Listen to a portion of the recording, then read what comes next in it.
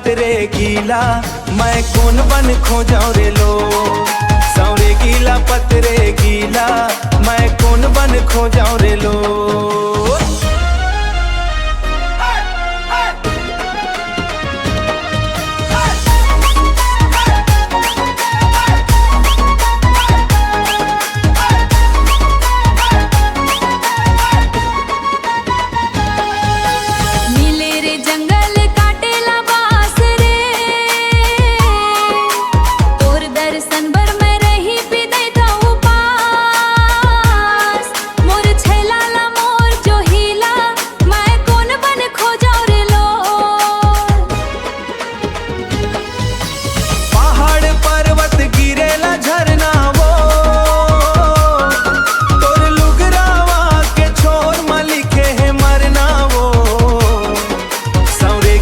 पतरे गीला, मैं कौन बन खो जाऊं रे लो।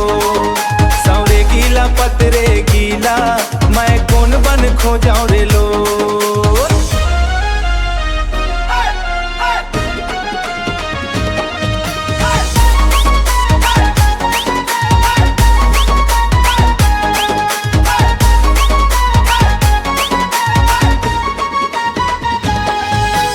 कुआं के पानी डुमासी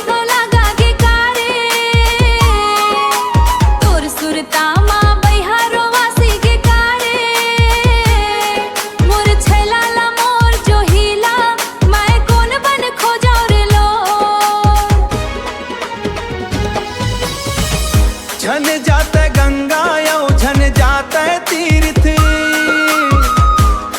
मोला पाए बर हो ही तब बढ़ाते पीरित, तब बढ़ाते हों के वो। सौरे गीला पतरे गीला, मैं कौन बन खो जाऊं रे लो। पहाड़ पर्वत गिरेला झरना वो,